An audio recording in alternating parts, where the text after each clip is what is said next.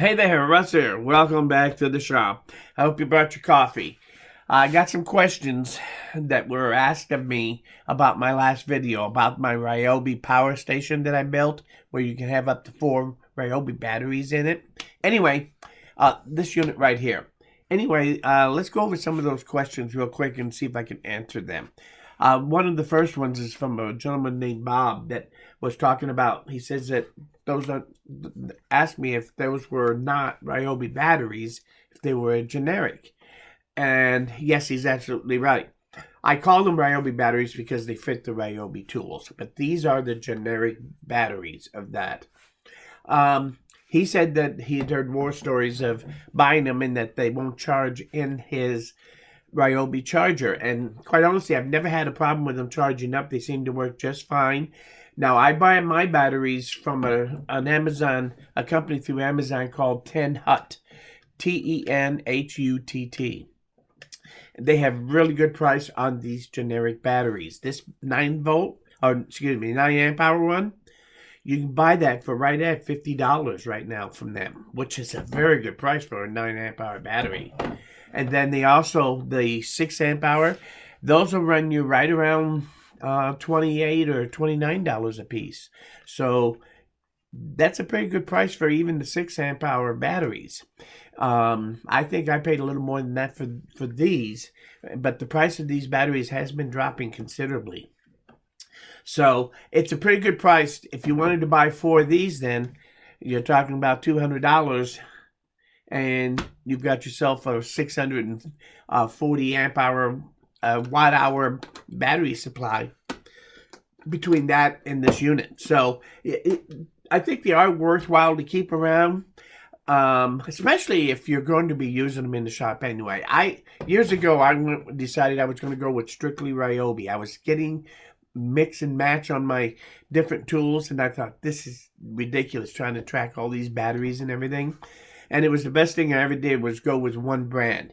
And I went with Ryobi because they looked like they were coming out with new tools a lot back then. This was quite a while ago when I made that decision. And I have no regrets about going with them. And at this point, this is a pretty good battery overall, pretty good design, the way even the generic ones are done. You could buy the Ryobi batteries. The only Ryobi batteries I own that are true Ryobi batteries and not the generics are the ones that I usually buy when I buy a tool, like my shop vac that I bought last year. That came with a 4 amp hour Ryobi battery, so I have that Ryobi battery. But I haven't really seen any real difference between using the Ryobi battery and using these generics. But the price difference is as much as a third the price. Right now, this battery in the Ryobi brand, near as I can tell, is around $166 for one. And you can buy these for $50 off of that from that company that I mentioned. I'll leave a link to their to that company so that you can see where I bought these. But they also have that 6 amp hour generic one, and I would feel comfortable. Now, you can buy them a little cheaper. I think on eBay you can buy these and the other ones for even a little less money, something like $38. But again, you don't know where you're buying a lot of that stuff. If you want to take a chance and do it and it works for you, let me know. Maybe I might try buying it from there if I can get it cheaper. I know that the source that I got right now, they do a good job of giving out good batteries from what I hear. So I would just stick with them, and the price is pretty good. It's one of the lowest prices around. So, but again, I don't know that there is any one single source for the generic type battery anyway, because they're everywhere. So anyway, so if you do, I would not be afraid to buy the generic batteries. And for the difference in the price, it's well worth it as far as I'm concerned. I've had good luck with them. Like I said, I bought 6 of the 5 amp hour. I've had one go bad. That's a pretty good batting average for 4 years. So, and I still use them pretty much every day. I always keep them charged, and I rotate them. When I get done using it in a tool, I put it directly in the charger. When it's done charging, I put it in line with the other batteries at the end of the line so that I'm always rotating through them. That way they all get used somewhere down the line. And when I need them for an emergency, they're ready to go. I can just grab them off the shelf and use them because I know they're fully charged. So anyway, it's just the way I do it. So if you do, don't be afraid. I would say don't be afraid of the generic ones. For the difference in price, you almost got to do that because Ryobi's price is just, as far as I'm concerned, is a killer for what they charge for those batteries compared to the generic ones. So anyway, that's just my thought. I know they're going to hate me for saying that, and I can't say there's anything wrong with their batteries, and maybe it actually gives you a little more. I've never done a side-by-side test between this and a Ryobi battery, a true Ryobi battery, to see if maybe 9 amps is really only 8 amps you're getting out of it. I don't know. All I know is that what I get out of it and what I paid for that battery, it isn't bad. So much about the generic. But yeah, I tend to always go with the generic because most of what I do, like a lot of people in my bracket, we just like to save money. So anyway, then I also got a question from Mark about the charging of these batteries. And he said that I talked about real quick at the end of the video about recharging these from your automobile so that, like, when power goes up, first of all, let me explain. When I talk about having to use something off-grid, my motivation for my thought process is always revolving around the idea of fogs, forced off-grid survival. I want to use my power when it's there. I don't want to go off-grid. I don't want to try to supplement it or things like that. If it goes out, I got to have a certain amount of things I got to be able to do still and function so I can stay here at home. And so I am forced off the grid, but I'll be very happy to be right back on it as soon as I can. And I just want to get through that period when I don't have the power that I normally have. So that when I think about things, I think about, well, when I'm charging batteries up during that time, I don't care if I charge this thing at 9 amp hours instead of the normal 2 amp hours because I just want to get it back in service. Don't do it all the time. If you did that to this battery, you would shorten the life of it over a long period of time if you always did that. But if I have to do that during the fog scenario, so be it. I'm not going to destroy these batteries just because I'm doing it for that short period of time when I don't have any other way. And I do want to get these charged back up to get them back in use as soon as possible. So when I'm in that scenario, I'm looking for ways to be able to charge these batteries up quicker than with the Ryobi standard charger. And I'm still researching that whole idea because Ryobi chargers charge at around 40 watts. So when you take a 5 amp hour battery, that means that it's going to take about 2.5 hours to charge up one of these 5 amp hour generic batteries. They say they're 90 watt hours. So that's 2.5 hours at 40 watts. Or thereabouts, a little less. And believe me, that's how long it takes. I've run these out completely, put them in the charger, and it takes right at 2.5 hours to charge it back up. And that means that my 9 amp hour battery, again, I ran it all the way dry, plugged it in, charged it up. It took a whopping 4.5 hours to charge this thing up. That doesn't cut it if you're in the fog scenario. That is why I really want to make sure I get my own charging station that I can hook up and use during those downtimes and be able to charge these up, not using the normal Ryobi battery chargers because they really are taking too long to charge these batteries up for my needs while I'm no power. So that's one of the reasons why I said that you can charge these up from your car, and there are 2 ways you can do it. You can make your own battery charger, which actually I have a video, and I'll leave a link to it. There are 4 different videos about this thing, part 1 and 2, an update, and one other one. So I'll just leave a link to them, and you can look through them if you want to see how I built this. But this thing actually works fairly well. If you take a battery that you want to charge up, first thing you do is you just plug it in, and it's there. And then to charge it, I have it designed to charge any cigarette plug outlet. So if I plug it into that outlet and turn it on, it's now charging at 3.2 amps. So I'm actually putting a lot more into here than if I was doing it on my Ryobi chargers. This will charge a battery up a lot faster by using this. Again, it plugs into any cigarette lighter type plug-in, and I can use that to charge it up. Is that efficient? I'm using a battery to charge up a battery. But that's because this battery I can keep charged up, and I can charge off of this battery 20 times to charge Ryobi batteries, and then put this on a slow charger like a solar charger so that during the day it builds it back up, and anytime I need to charge my Ryobi, I plug them into here and charge them up in a hurry. So, and as soon as it goes to 0, then I know that I can then unplug it and it's fully charged. Well, you can probably get it to about a 90% charge. Now, I will say, this battery charger that I have has one flaw.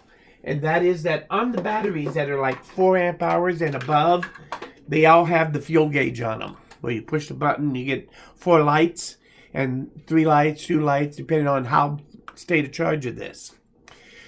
If you charge it from this, it does not update that gauge. So you'll still charge 1 bar on here even after you've charged it up on here.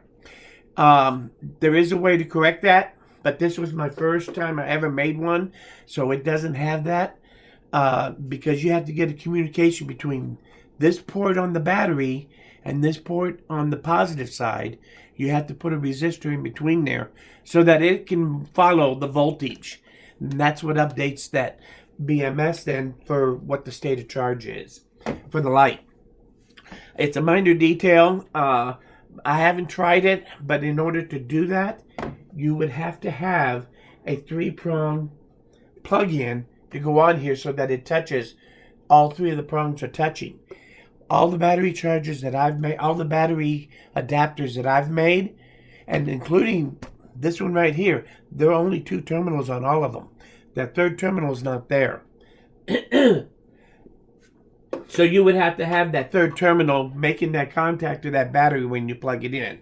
And we do make, I did find one source from AliExpress, and I talked about this before too,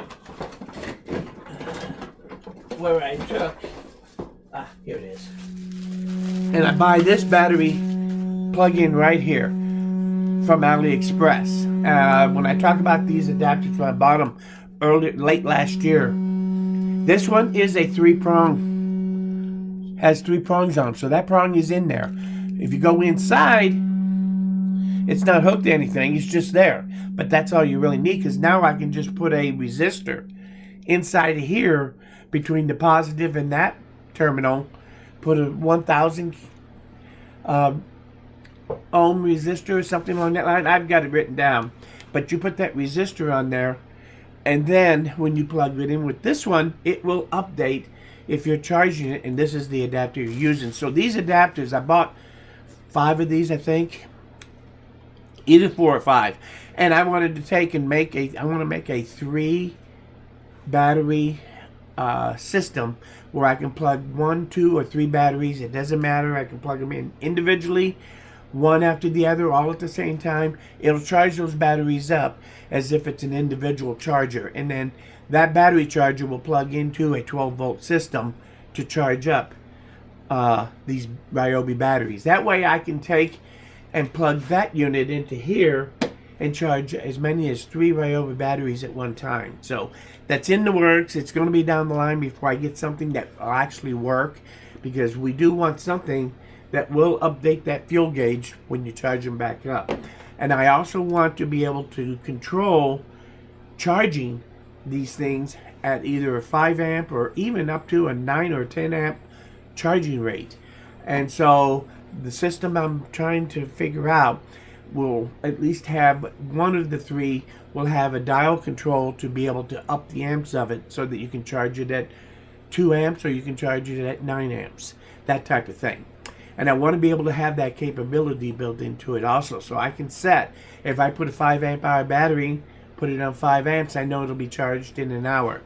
If I have a 9 amp hour battery and I plug it in, I can charge it at 5 amps if it can take 2 hours, or I can charge it at 9 amps and charge it up in an hour.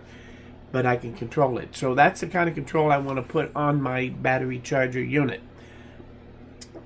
Hopefully this year sometime I'll have that.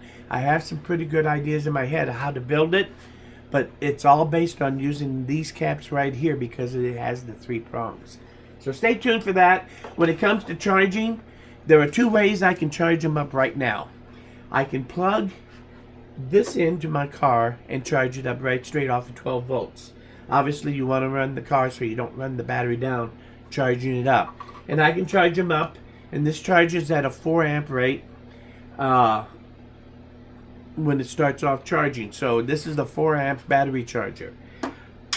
The other way you can charge them up pretty simply in a forced off-grid thing is you could take your regular charger to charge them up, the 110 ones that plug in, and plug 2 of them into a little inverter, 200 watt inverter. Those things pull about 50 watts each. So if I plug into a 110 volt outlet like this, plug 2 of them in, it's going to pull about 100 watts. So all you have to do is plug this into your car and the cigarette lighter, turn this on, plug 2 of those standard type battery chargers in. This one pulls 50 watts. If for some reason this style here pulls 60 watts, but they still only put 40 watts going in, both of them. So I'm not sure why the difference rating, but you should be able to plug 2 of them into here without any problem and run it off of a 200 or 300 watt inverter and off of a 10 amp circuit without any real trouble, and then be able to do that to charge them up. So that's a quick, easy way, is just buy a cheap, inexpensive, it doesn't even have to be a pure sine wave, just buy an inverter, a small one, 200 watt or so, and keep that around. So if you have to, you can grab your battery charger, plug them into here, plug this into your car, start your car up, and you can charge them up. So that is one way, so at least you can charge them up. Even if you're charging them at a little slower rate, you should be able to, in about 2/3 of time of the, whatever the battery time would be, in 2/3 of that time, you'll get to about 85% charge. So you only get to an 85% charge and use them, so you can still rotate them in and out. You don't have to run the car for 3 hours to charge a half a dozen batteries. So, but in a pinch, it does work. I also want to put together a unit that I can take out to the car, hook it up like a tub, plug an extension cord, unroll it out, roll it in the house, and I have 110 volts coming in while my car is running, hooked up into that. Everything is in that tub, so it's kind of watertight to keep it, like if you have to set it out in the rain and use it, it's not going to cause a problem. And so all you have to do is clamp onto the battery, pull the hood down, start the car, let it run, and the tub has got all the stuff in it to be able to convert from your battery after you hook it up to an extension cord that you can run in the house, and you'll have 110 volts while the car is running. So it's just a quick emergency way to get 110 volts into the house if you want to, is by using your car. I have 2 cars. They're almost all the time 3/4 of an inch full or fuller. So that gives me quite a few days of power if I have to run them for any length of time, each one. And that gives me some power in the house coming off of the car. So that is a good way to have if you don't want to have to go out and spend the money on a good generator, you at least can do something like that and be able to get 110 volts in there. And probably you could run 30 amps off of something like that, I would suspect. Again, I haven't done enough research to say that definitively, but I believe that you should be able to pull at least one 15 amp circuit off of your car. Not 30, 15, sorry. So these are not hard to make. Like I said, you can look. I had the parts that I used to build it in the list. I'll leave a list for those. So that is one of the questions that I also had asked. Now, there's a couple more questions here, but I see I'm already at 20 minutes.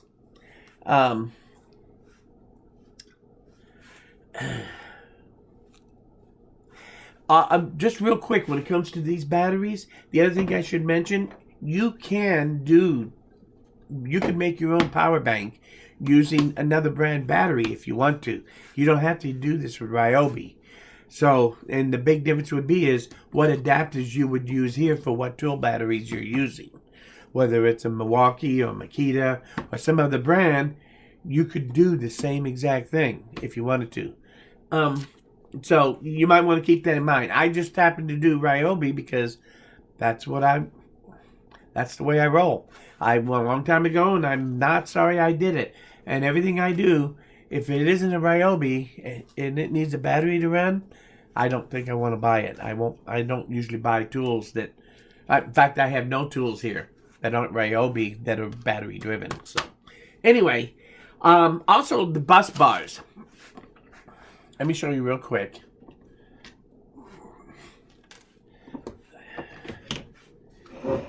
In here, you can see the bus bars. I made my own. And all I really did is I just took a piece of aluminum. This is 3/16 inch thick and about 1.5 inches wide. And I cut a piece off and I drilled the holes and tapped them to a 1032 screw, which you can see right there on the positive. Over here is the negative bus bar. And I just basically took this and I mounted it to a block of wood, and I screwed the wood to the bottom here. The two in the back here, you can kind of see the back of it back up in there. It's screwed to the top, just like this one.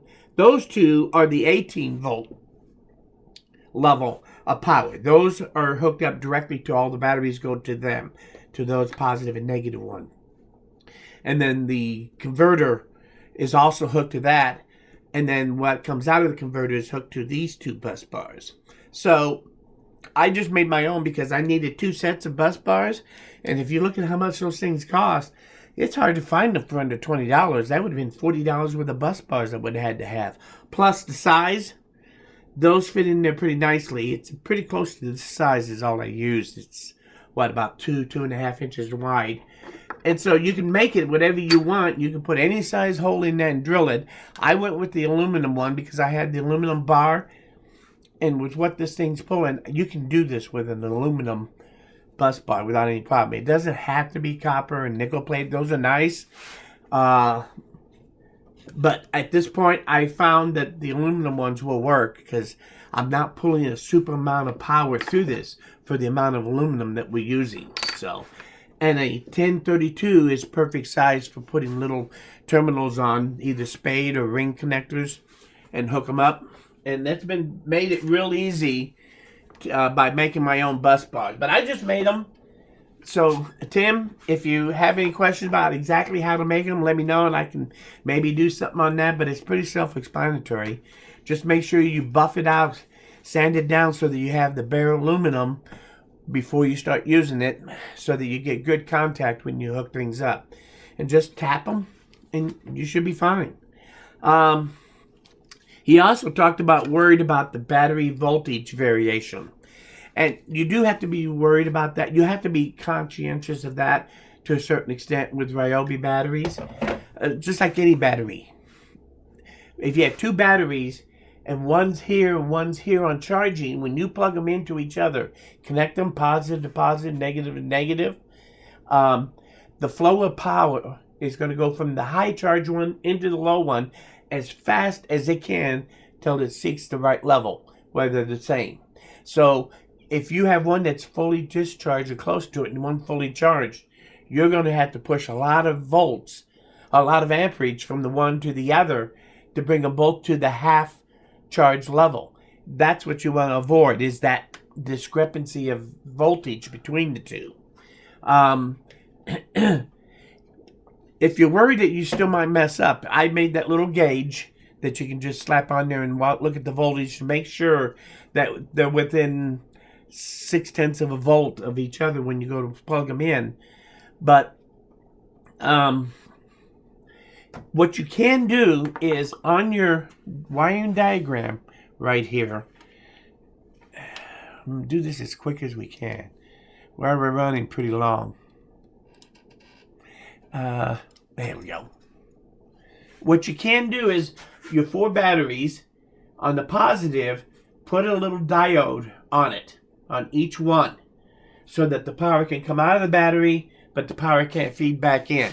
If you use a diode, then you're going to have a generic one-way valve on that so that it can draw the power out. Then if you put one that's half charged and one fully charged in, it'll only draw off of that fully charged one until the battery voltage drops to the level of the other. Then it'll start pulling equally from each of them based on their proportion of what their capacity is. So, and you can mix and match. You can put a 9 amp hour in with a 5 amp hour one. It will pull proportionally from each of them to keep the level the same as it drains them. So batteries in parallel will pretty much level off, and then you can run and draw from them without any problem. But it's critical that they have the same amount of state of charge when you do hook them up in parallel, just like any batteries.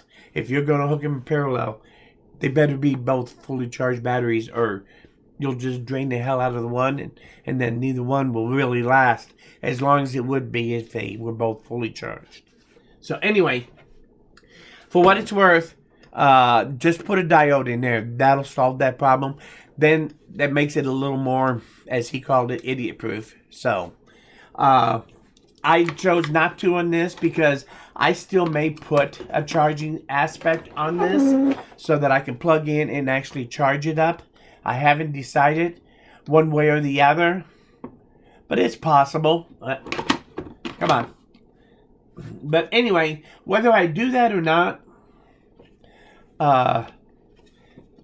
as long as I watch my voltage, I don't have a problem not having that diode in there. But just put a diode in. That'll solve your problem. So if you have a 4 battery setup, use 4 of them. Anyway, I think that's it. That's all the questions.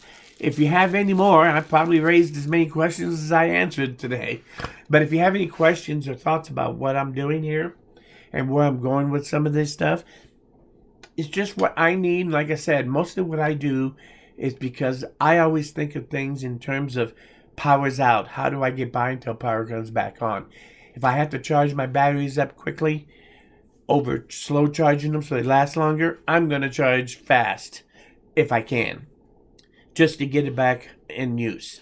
So these are the reasons I do things, and the motivation as to why I do. I hope it makes you understand it. But it's not necessarily the way you would want to do it. Depends on how you use yours. I will tell you, my biggest concern is when the power is going out. And in today's world, it looks like rolling blackouts, outages seem to have it. Now we're talking about possible sabotage on units, on substations to cause outages. So you can get a power outage for any reason, be forced off grid. And I think it's becoming more readily possible than it was even 3 years ago. So you might take those things in consideration. And if you don't have any kind of fogs planned, you might want to try to put at least a simple one together. If nothing else, I got these batteries sitting up on the shelf. If my power goes out, why not grab them and at least be able to have some power temporarily till the power comes back on in a couple hours? If that's all the longer it's out, it'd still be nice to at least have something so I can communicate with the outside world through my computer or the TV or something, so that at least I can get an idea of what is going on out there. So anyway, that's kind of where I'm at. Appreciate you taking the time. I'm impressed if you stayed this long, because this is a long video. I want to thank you for coming by.